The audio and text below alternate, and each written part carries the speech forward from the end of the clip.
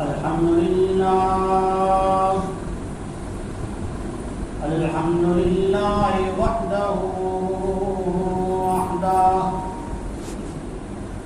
وحده لا شريك له ولا ند له ولا مثل له ولا مثال له ولا شبه له ولا نظير له ولا وزير له الذي لم يتخذ صاحبة ولا ولدا ونشهد أن سيدنا وسندنا وشفيعنا ومرشدنا ومحبوبنا ومحبوب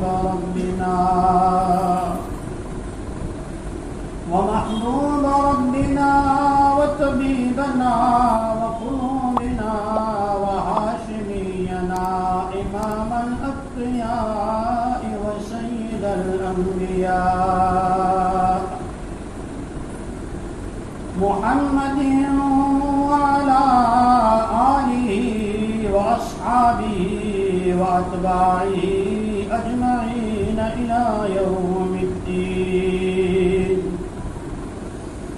أما بعد فأعوذ بالله من الشيطان الرجيم. بسم الله الرحمن الرحيم. لقد جاءكم رسول من أنفسكم عزيز عليه ما عنتم حريص عليكم بالمؤمنين رؤوف رحيم. وقال النبي صلى الله تعالى عليه وسلم كل مولود يولد على الفطرة فأبواه يهودانه أو ينصرانه أو يمجسانه. صدق الله العظيم وصدق رسوله النبي الصادق الأمين الكريم. اللهم صل على محمد وعلى آل محمد كما صليت على إبراهيم وعلى آل إبراهيم إنك حميد مجيد. رہے دیکھتے اوروں کے عیب و ہنر پڑی جو اپنے عیبوں پر نظر تو جہاں میں کوئی برا نہ رہا. بزرگان محترم، نوجوانان اسلام، رہبران قوم ملت، علماء، حفاظ کرام، دنیا کے اندر آنے والی تمام مخلوقات زندگی کیسے جینا، کیسے گزارنا یہ سیکھ کر پیدا ہوتی ہے. پرندے کا بچہ انڈے سے نکل کے دانا چگنا شروع کر دیتا ہے، دوڑنا بھاگنا شروع کر دیتا ہے. چوپائے کا بچہ آدھے گھنٹے کے بعد چلنا پھرنا شروع کرتا ہے. لیکن انسان کو اللہ جل شانہ نے بتدریج آہستہ آہستہ دھیرے دھیرے بڑا کیا. وَحَمْلُهُ وَفِصَالُهُ 30 شَهْرًا. ماں کے پیٹ میں آیا، باپ کی کمر سے نکل کے ماں کے مادر رحم میں گیا، وہاں سے لے کے اس کے بولنے تک 30 مہینے. وَالْوَالِدَاتُ يُرْضِعْنَ أَوْلَادَهُنَّ حَوْلَيْنِ كَامِلَيْنِ لِمَنْ أَرَادَ أَنْ يُتِمَّ الرَّضَاعَةَ. 2 سال تو دودھ پیتے نکل جاتے ہیں. اللہ تعالیٰ نے مجھے اور آپ کو زندگی کیسے جینا یہ سیکھنے کا مکلف بنایا. بغیر سیکھے ہم کچھ نہیں کر سکتے. لیکن ہم نے اس بات کو سمجھا نہیں، ہم نے اس بات کو کبھی توجہ نہیں دی. ان لوگوں نے توجہ دی جس وقت میرے آپ کے آقا امام الانبیاء خاتم النبی رحمت عالم محمد مصطفیٰ صلی اللہ تعالی علیہ وسلم کی بعثت ہوئی. مشرکین مکہ جاہل دھرم کو ماننے والے ایسے تھے جو اندھ بھکت تھے. وہ کسی بھی چیز کو سوچتے نہیں تھے. جا رہے کام پر کسی نے پیچھے سے آواز دی، کہتے آج کام نہیں ہوگا، واپس چلو. اگر کسی جگہ رشتے کی بات کرنے جا رہے ہیں، حرم میں آتے تیر نکالا، لکھا ہوا ہے لا اٹلے ناٹ، نو نہیں ہوگا، واپس. ان کو ڈر لگا کہ اگر سچے نبی نے انکار کیا تو بھی ہم برباد، اگر نعوذ باللہ سچے نہیں ہیں مان لیا تو بھی برباد. کیا کرنا چاہیے؟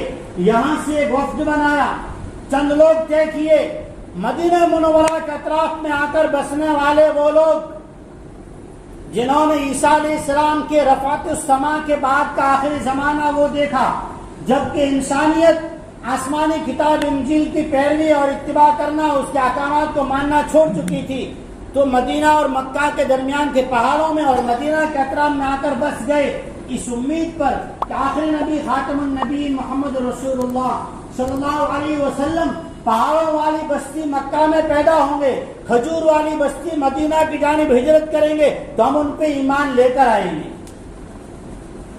یہاں تک لکھا ہے مفسرین کرام نے، ابن کثیر رحمۃ اللہ علیہ نے لکھا، علامہ جزری رحمۃ اللہ علیہ نے لکھا کہ مدینہ کے اطراف میں رہنے والے یہودی جو ہے نا، وہ تو مشرکین جو تھے ان کو کہا کرتے تھے جب آخری نبی محمد آئیں گے ہم ان پہ ایمان لائیں گے، پھر تم کو ستائیں گے، ماریں گے، بولے نکالیں گے. مکہ کا یہ وقت مدینہ کے کعب بن اشرف اور ان کا قافلہ جو تھا ان کے پاس پہنچے اور ساری بات سنا دی. مشرکین سادے سیدھے لوگ، انہوں نے ساری باتیں سنا دی. قریش ایسا خاندان ہے، حرم کے اور کعبۃ اللہ کے متولی ہیں، زمزم ان کے پاس ہے، ان کی عزت ہے، ساری باتیں سنا دی. انہوں نے فوراً سمجھ لیا کہ نبوت بنی اسرائیل سے بنو اسماعیل میں چلی گئی، بنی اسرائیل سے بنو اسماعیل میں چلی گئی. فوراً پلان بنایا کہ ان کو آپس میں لڑاؤ.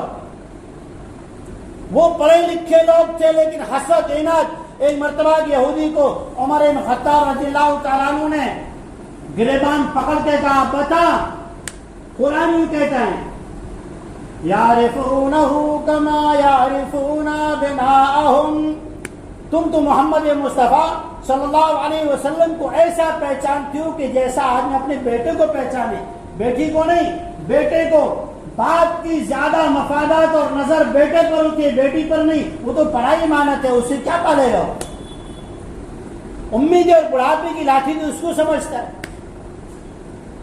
تو وہ یہودی جواب دیتا ہے، شمس بن قیس،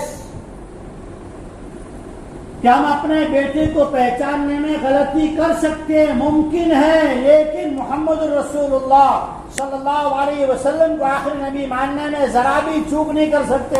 تو کہا پھر کیوں نہیں مانتے؟ تو کہا حسد میں کہ بنو اسرائیل میں آنا چاہیے، بنو اسماعیل میں کیوں آیا؟ ہمیں اللہ تعالیٰ نے وہ نبی دیا جس نبی کی آمد کے لیے لوگوں نے 200 سال تک، کسی نے 150 سال تک مدینہ اور مکہ کے درمیان میں خیمے گاڑ دیے اور بیٹھ گئے. ہمیں تو زندگی سکھانے والا ایسا دے کر بھیجا نا جس کی زندگی کی اتباع کرنے کا اللہ تعالیٰ نے نبیوں سے وعدہ دیا.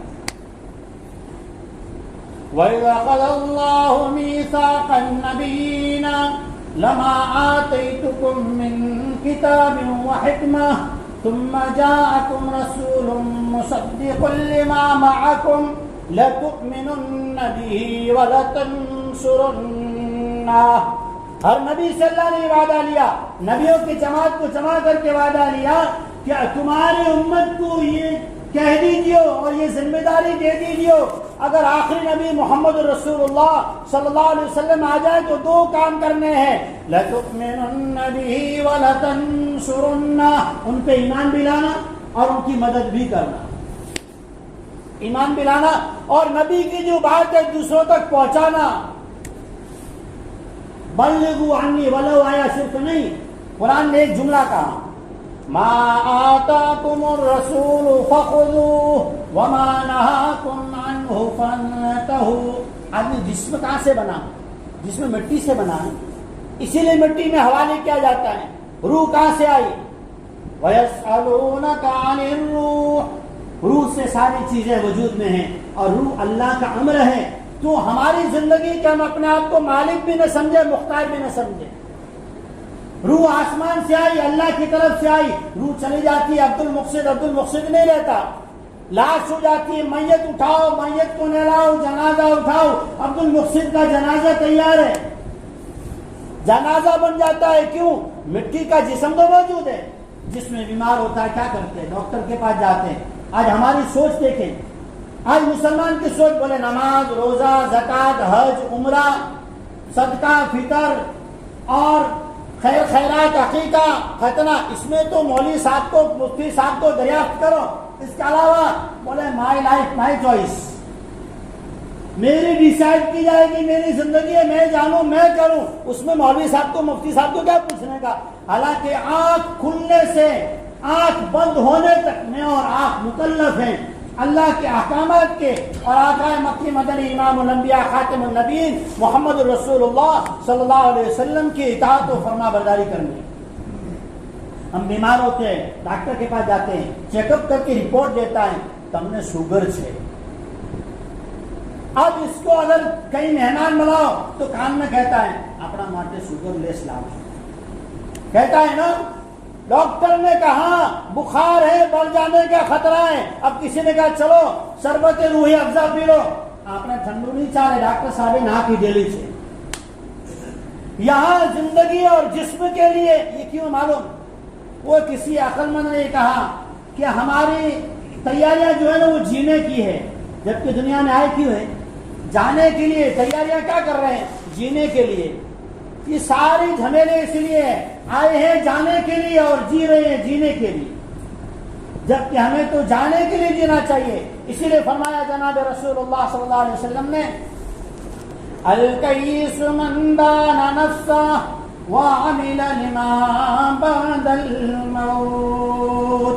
عقل مند ہوشیار دانا وہ نہیں جو ککھ میں سے لکھ بنا لے، کوڑی میں سے کروڑ بنا لے. عقل مند وہ ہے جو جنت میں اپنا مقام بنا لے. اور اللہ تعالیٰ نے ہمیں کیسی اچھی امت میں، ہم اور آپ اس امت میں پیدا نہیں ہو گئے.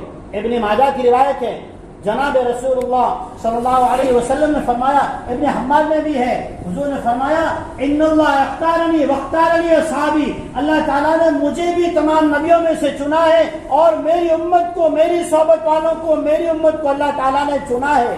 ہمیں سلیکٹ کیا گیا ہے، ہم مرضی سے اس امت میں نہیں آ گئے، اللہ کی طرف سے چنے ہوئے ہیں. بھروسہ کیا گیا ہے. ایک آدمی سفر پہ جا رہا ہو، دوست کو کہیں دکان دیکھ لو ذرا، تو ٹھیک ہے، چابی حوالے کر دی، باہر جھولا لے کے گیا، بس آنے کی دیر تھی تو واپس آیا.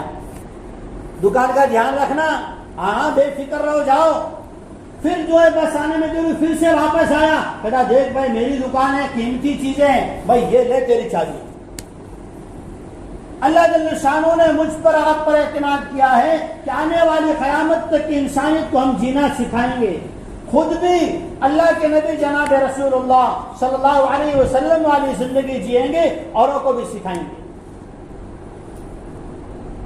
اسی لیے وہ کسی نے کہا جینا وہ کیا جینا ہے جس میں عشق جانا نہیں، جینا وہ کیا جینا ہے جس میں عشق جانا نہیں. اس لیے کہ یہاں سے جانے کے بعد پھر واپس آنا نہیں. اللہ جل شانہ نے ہمیں وہ نبی دیے جس نبی کی امت میں آنے کی وجہ سے ہزاروں انعامات ہمارے پاس ہیں. ہم کیا بولتے ہیں؟ مسجد میں جھوٹ بول رہا ہے، حالانکہ جھوٹ تو ہر جگہ بولنا گناہ ہے. اور ہمارے لیے مسجد کہاں ہے؟ ہم نے مسجد اس کو سمجھا. قال النبی صلی اللہ علیہ وسلم جعلت لی الارض مسجدا وطہورا. ساری زمین امت مسلمہ کی مسجد. اور ہماری سوچ اللہ رحم فرمائے، ہم کیا سوچتے ہیں؟ بچہ ابھی سمجھتا نہیں، سمجھے گا تب بات سمجھے گا. میں نے جو حدیث پڑھی مشکاہ شریف کی، جناب رسول اللہ صلی اللہ علیہ وسلم نے عجیب بات فرمائی. بچہ پیدا ہوتا ہے تو اس میں کیا کیا جاتا ہے؟ پہلا کام دانے کان میں اذان، بائیں کان میں اقامت. تو سمجھتا نہیں نا، پھر کیوں کہی گئی؟ یہودیت نے اس پر محنت کی. ہم نے 2002 میں فروری میں وہاں چلے میں تھے پونا میں، مولانا عبد الرشید صاحب نے بیان میں بات کہی. میں نے پھر اس کو تفسیر میں مطالعہ کر کے دیکھا، پھر اس کا معائنہ کرنے تحقیق میں گیا تو پتہ چلا بچہ پیدا ہوتے ہی اسلام میں لکھا، حدیث میں لکھا اسے اذان دو. اذان میں کیا ہے؟ پورے دین کا نچوڑ، پورے قرآن کا نچوڑ، توحید، رسالت، آخرت. اذان میں تینوں چیزیں موجود، اقامت میں موجود. قرآن پاک کا خلاصہ یہ، سارے قرآن پاک کا خلاصہ سورہ فاتحہ میں بھی یہ، ہر نماز کے رکعت میں بھی یہ، فرض ہو، واجب ہو، نفل ہو، وتر ہو، جو بھی.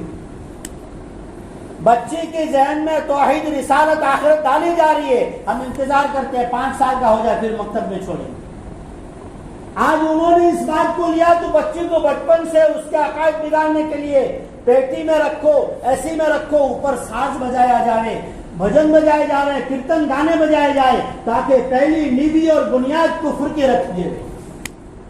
ہم نے اس کو نہیں سمجھا، اسی لیے فرمایا جناب رسول اللہ صلی اللہ علیہ وسلم نے کل مولود یولد علی الفطرہ، پیدا ہونے والا ہر بچہ، اس کے خلاصے میں محدثین نے لکھا ہے اسلام کے احکامات کو قبول کرنے کی صلاحیت لے کر پیدا ہوتا ہے، صلاحیت لے کر پیدا ہوتا ہے۔ پھر کیا ہوتا ہے؟ ہم اس کی صحیح تربیت نہیں کرتے، صحیح تربیت نہیں کرتے، اس لیے کیا ہوتا ہے؟ فَأَبَوَاهُ، اسے ماحول یُحَوِّدَانِهِ او یُنَصِّرَانِهِ او یُمَجِّسَانِهِ، اسے بگاڑ دیتا ہے۔ اس لیے ہمیں چاہیے کہ ہم ان باتوں پر عمل کریں۔ مفتی کفایت اللہ صاحب ماہی رحمۃ اللہ علیہ خانقاہ میں 1997 میں فراغت کے بعد اعتکاف میں تھے حضرت کے وہاں، تو ایک بات کہی تھی، دین کے تینوں شعبوں کے ساتھ چلو، خانقاہ، مدارس اور دعوت و تبلیغ کی مبارک محنت، تینوں کے ساتھ چلیں گے انشاءاللہ ہماری زندگی اعمال والی رہے گی۔ اللہ جل شانہ کئی سنی باتوں پر پہلے مجھے پھر آپ آزاد عمل کی توفیق عطا فرمائے۔ باقی دعوانا الحمدللہ۔